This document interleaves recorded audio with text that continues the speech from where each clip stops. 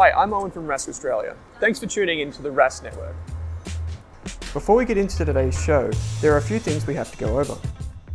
Firstly, what you're about to hear and see is limited to general information only. It's not personal financial advice like you'd get from a financial planner. Also, it's important to remember that past performance is not indicative of future performance. That means that anything that's happened in the past, or we say today, is not necessarily going to reflect what happens in the future.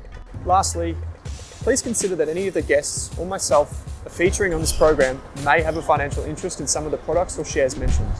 That's enough from me. I hope you enjoyed today's program. Kate Campbell, welcome to this episode of the Australian Finance Podcast. It is wonderful to be back to announce a pretty special new podcast. Yes, the long-awaited Australian Business Podcast is officially in your podcast player. It is very long awaited. I mean, I think you were trying to start this January 2021. Yeah, so this is 18 months in the making. So we did one episode. I can't remember when that was, actually. It was a while ago. It came out in January 2021. Oh, okay. Yes. So you know that. Okay, so here we go. I looked that up. Okay. But I think it's a good example of the fact that starting and running a business is a marathon and not a sprint. And that is definitely the case in our world for the brand new Australian Business Podcast. You can find it on Spotify, Apple Podcasts, or your favorite podcast players. We will give you a little taste in today's episode. Owen's going to share a little bit of his own journey, a bit about what the podcast and the new free business course that is highly awaited as well because we launched it way before it actually existed. We had before we launched the course, we had 1,500 people enroll in it. Yes, and there was nothing in it. There was nothing in it. It was a shell of a course. Yes, it was just an empty soul of a course. But it actually... it's super important. So after that, we did that episode a little while ago. So many people reached out to us and said, I really want to hear more of this. I'm thinking of starting a small business. I have plans to go into business for myself. I want to run my own business. I want to be a contractor. I want to be a freelancer. Or I just want to understand businesses better to invest in them. So how all the mechanics work. Absolutely. And then there's a heap of people that are in businesses. They run their own business or they're a manager and they kind of feel lost. So it can be if we say finance is a solo journey, I think running a small business is probably even more so because every business is unique. Yeah. And so we think to ourselves when we run a business, well, there's no one that can really help me.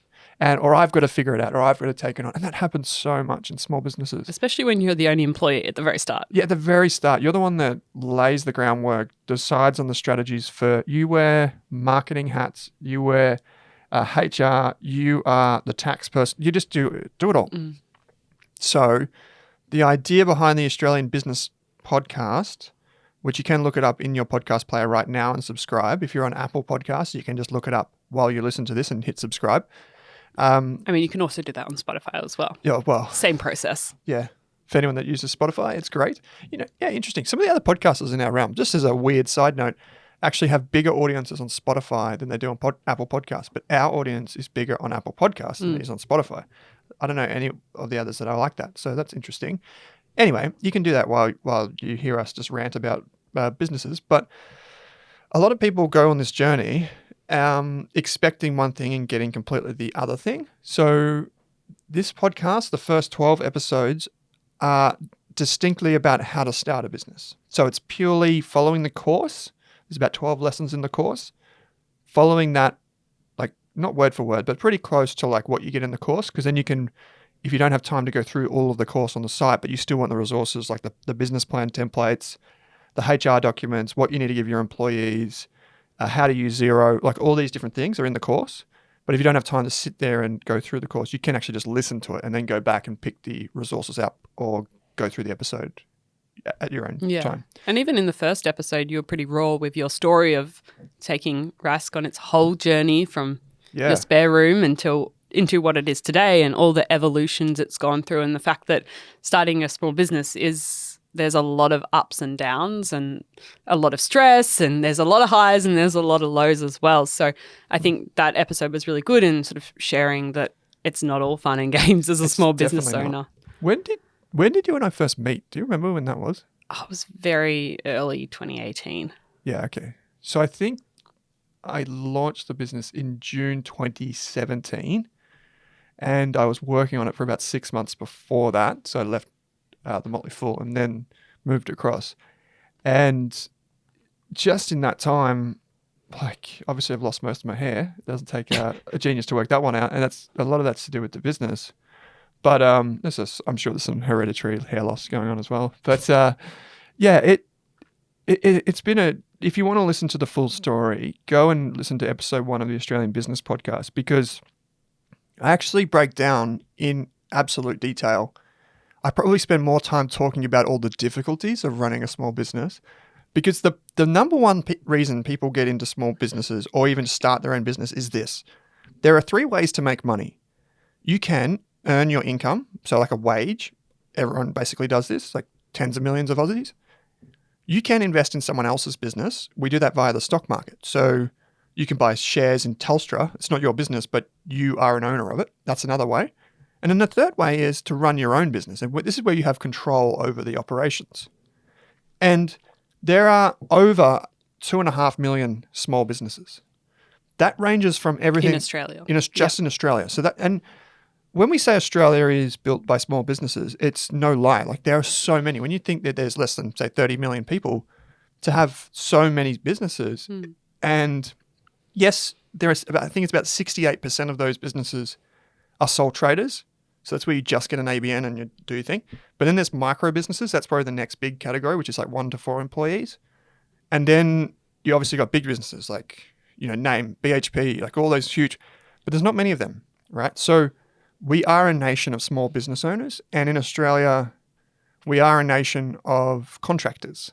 There are a lot of us out there that if you're listening to this, you're probably in this situation where you're a tradie, or maybe you do like gig economy work. You have a business, even though it might be just a one-person band. Your band is your business, and all of these people go on this journey, and we get it gets complicated by different tax rules for different types of businesses. There's all these different incentives that pop up. There's like HR rules. There's a lot of rules when you have employees, and how you treat them, how you pay them, how you deal with their concerns. And in episode 1 of the business podcast, I talked about some of those massive issues that most small businesses go on. Depending on the studies that you look at, you could say maybe half of the businesses today won't exist in 5 years. So if you just think about that, getting to the next 5 years is a huge achievement, but also there are so many different ways that you could go where you can make mistakes. And so in episode 1, I break down how we've almost failed multiple times. So, even as we sit here in this room, there's you and I, and then there's Monique sitting off to the side there. We've gone from 10 people in the team to us 3 in 6 months. Now that's this is not to do numbers, but that is very, very, very painful to say goodbye to friends and team members and to scale back. But this isn't the first time that's happened. It happened 3 or 4 years ago. And that is why I've lost my hair, because it is so stressful to go through that emotionally and for everyone else as well. So the podcast is a chance to help people get to their 5th birthday if they want to start a business. The second thing is to know that you're basically not alone. If you're going on this journey, whether you have just an idea or whether you have 100 employees, even if you're a manager, the idea is that you're not alone and there's a resource available to you where you can learn. Yeah. And what do they say? That the person that has no master has a fool for a master. Meaning that unless you can learn from other people that have made mistakes and achieve success, I think you're going to find that you have a greater probability of failure. So that is basically why the podcast exists. And I basically, with the course is kind of like the accompanying material. And with that, I just wanted to give you everything that I figured out so that you don't have to figure it out. Yeah. It's there. And if I was starting the business today, this is exactly what I would want it to know. Even this jumper, right? This jumper was made with Canva. I didn't know you could do that. Yeah. Right? But you I was couldn't using until Vistaprint and I was getting shock and recently. printing.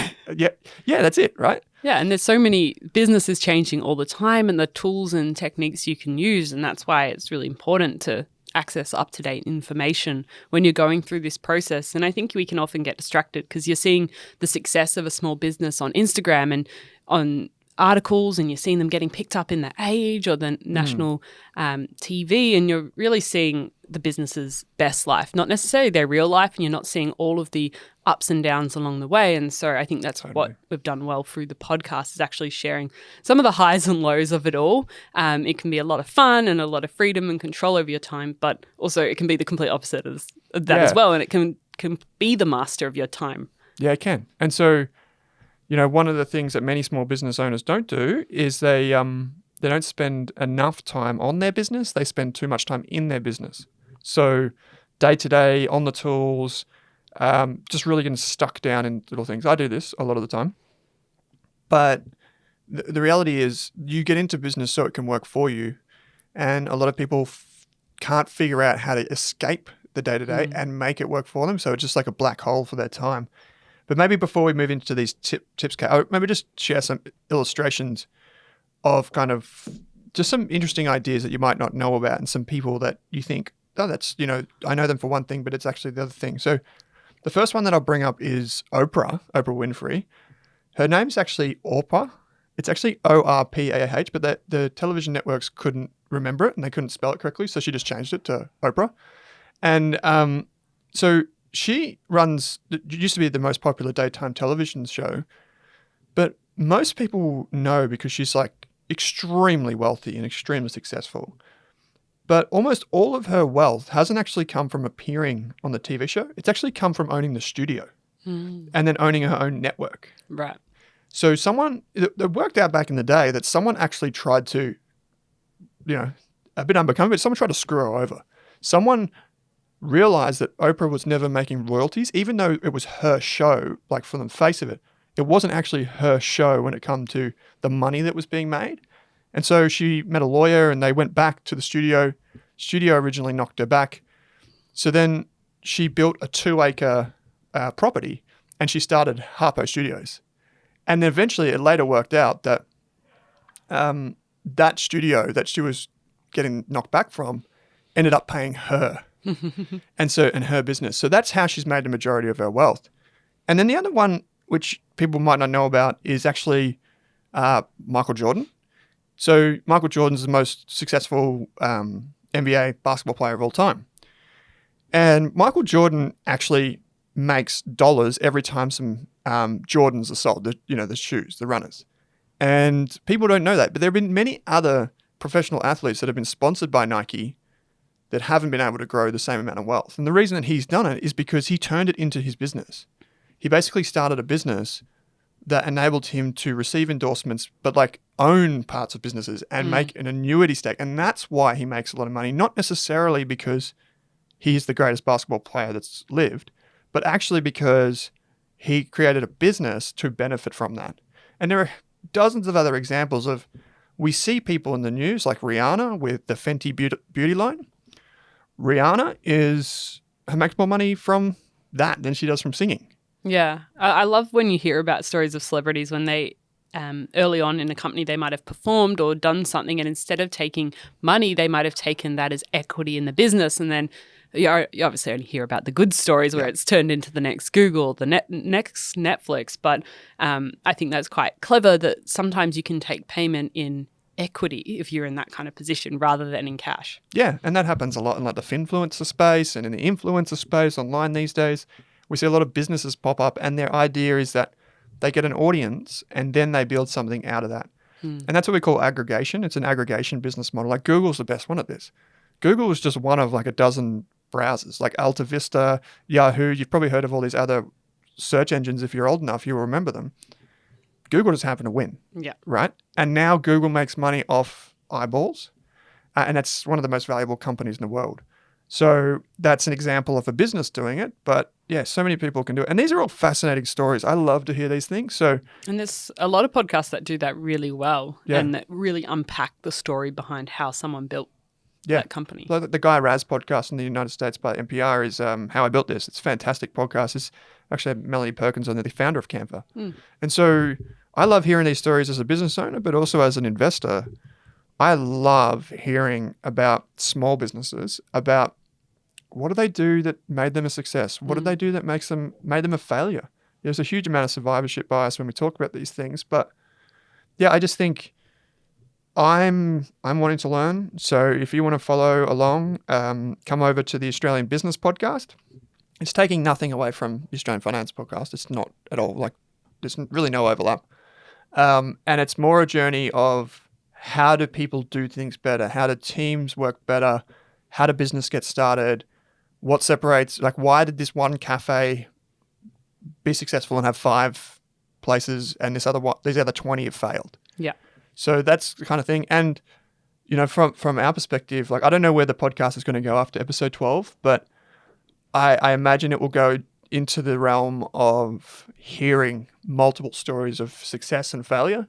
And so if you like stories of businesses, brands you know, brands you don't know, I think that's where it will probably go. And then if you're a business owner or you're someone that's thinking about this, you're going to learn through osmosis by hearing this. I've got we've early days, but we've had someone reach out to us and send us some coffee beans today because he started a business.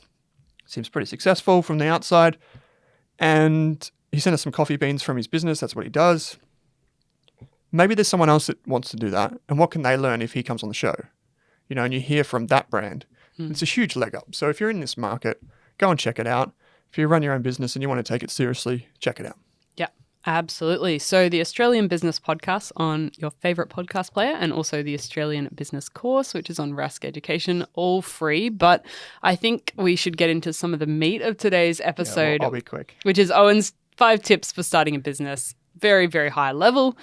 What do you got for us? Let's kick it off. So first thing would be to ask why you want to get into small business. Most people want to get into, I say small business because that's how every business starts. But if you want to start a business, just know why you want to do it. And for most people, it comes through a multitude of different things. But if we could sum it up, people want 2 things. They want control over their time, which is what they perceive small business owners to have. And the other one is they want money. So for me trying to help people on this journey, how could you take this first step in your business journey? The first thing to do is to sit down and ask yourself why you're getting into business. Like we talk about vision boards. Maybe people know vision boards from when you're at school and you have like pictures and stuff on your wall.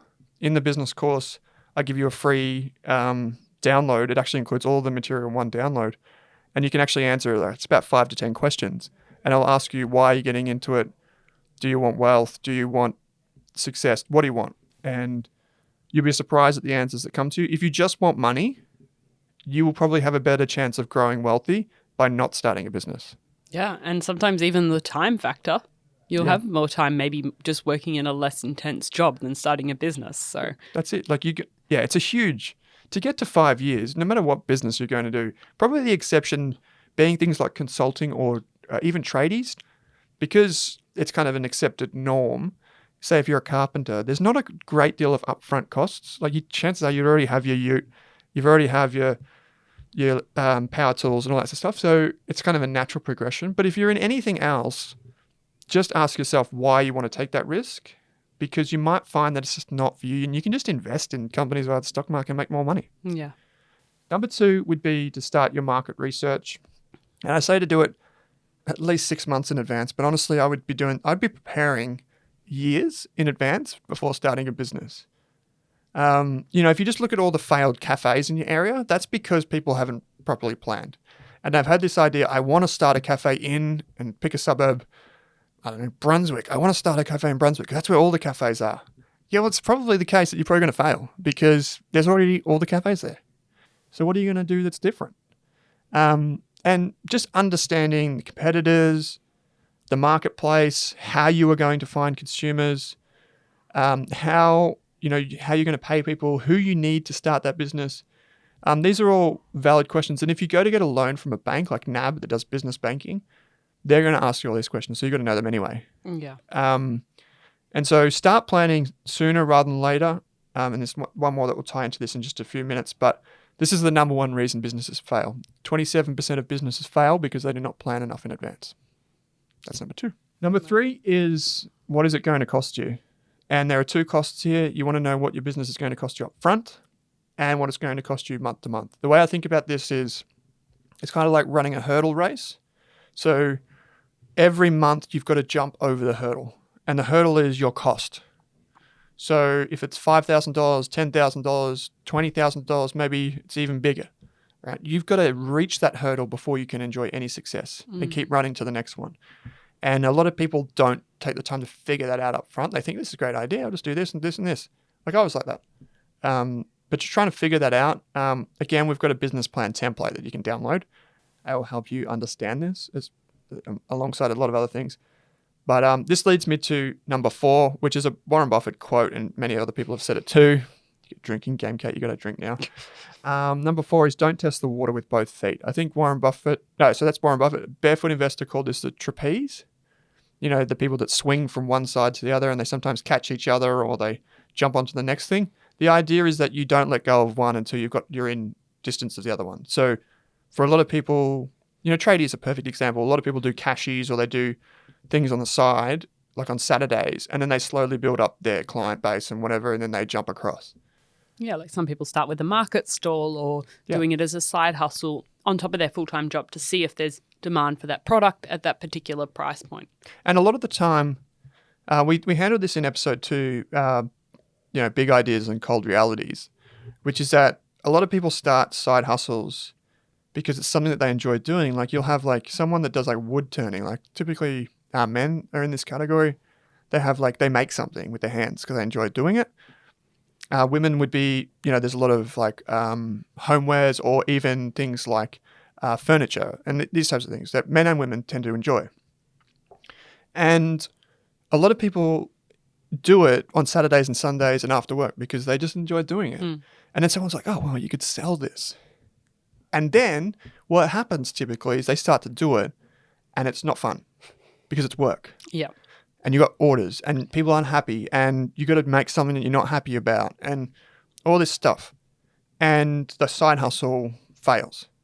Now, that's okay because you've actually figured out that you wouldn't want to do it. But if you gave up your job and you just went like, hey, I'm going to start making furniture, and then you got these orders and you're like, I don't like this anymore. Well, at least you haven't left your job. You haven't sacrificed a lot to go and try that. Yeah. And so that would be it. Don't test the water with both feet. And I just say one word of caution here for anyone that's in a professional job. So when I say professional, I mean like accountant, lawyers, finance, whatever. If you're trying to start a business in exactly the same industry, just read your employment agreement because you might have the non-compete. Yeah. Finally, and this is the last one, is just take your marketing seriously. And I would say even be aggressive with your marketing. So there's, this rule that in business, you set the standard for your employees. If you aren't prepared to stand up in front of people and say, buy my shit, the next person in your team is not going to do it. You have to be the most passionate. You have to be the most technical, typically in the beginning, because if you're not going to do it, who else is going to do it? And so I would say this is one of the big reasons businesses fail. I think this is number 3.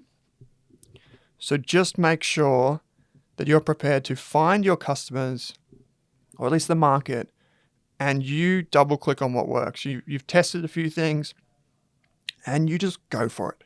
Yeah. Because you got to hustle. And you might have to try mediums of marketing that you've never used before or you don't particularly enjoy, because that is how people in your industry get customers and how customers discover your product or service. Yeah, like with us, for example, Kate, with the podcast and with our journey, you and I, we don't like doing 7 to 15 second videos. We're not TikTokers, right? We are not built for this. We are different. I love long form content. But we know we have to do it. Yes, we've come to that realization. Yeah, because that's where everyone is. And so we have to adapt to that. Now, repeatedly, whether it's a small business or a massive business, businesses that adapt and are more flexible will do better, just as a general rule. If you're like stuck in the old ways, it's just like counting your days, really. So you need to adapt. And so these are my 5 things. Ask yourself why. Start your market research at least 6 months in advance. I'd say longer. Know what it's going to cost upfront and ongoing. Remember the hurdle analogy. Number 4, don't test the water with both feet. Start it as a side hustle. It doesn't work. No worries. Go back to being a hobby. And number 5, take your marketing seriously. And if you need to know how to market, you just need to understand who your market is. And what we do is you just build a customer profile. You give them a name. We do Sky and Ryan. You give them an age. What kind of clothes do they wear? Where do they go on weekends? How do they find you? If you know who that is, imagine that person in your head. That is who you're marketing to. Work backwards from there. So those are my 5 tips. It's the Australian Business Podcast. I don't really know what we're going to do after episode 12. I want to hear from you. Please send me. I've had so many people reach out already. The audience is still small, but like in comparison to this podcast, for example. But it's been so good. So good. We've even got a spot on the podcast. If you think that you want to just get your podcast, your brand, let me know, because I've got 1 slot left that we can do from an advertising perspective. We'll just chuck it on there and see what happens. It's a place where we can go and figure things out together. We can hear the stories of other people. If you think you'd make a good guest, maybe even a potential co-host, reach out. We're kind of just taking it anywhere we want to go. So fantastic. It'll help you learn more about businesses and everything in between. That's it, Kate. Wonderful. Well, that's my promo. Done. 5 great tips for people wanting to start a business, and some great free resources in the Australian Business Podcast and the Australian Business Course, which is also free on Rask Education, with all of our wonderful other money and investing courses. So yeah, thank you everyone for listening to today's episode. Yes, we did have one. Can I read out a review of the business course? You can read out a review if you like. It's your podcast. So here we go. We got a review on the course. This is the first one. I don't know exactly who this is, but thank you so much for writing it. Perfect timing. We're sitting down to start planning our business this week, and once again, Rask has provided all the unfiltered guidance and useful resources I need to go into it with confidence. The stern warnings and harsh reality checks, combined with kind affirmations and dad jokes, suggest Owen will be a great father one day. Okay, that took a turn. I did not expect it to go there, but that's great. That's wonderful. So thank you for that review, and thank you for anyone that wants to listen. I really do need your feedback, though, so please reach out to me, and we'll go from there. Wonderful. Kate, thanks for joining me. Thanks for listening, everyone.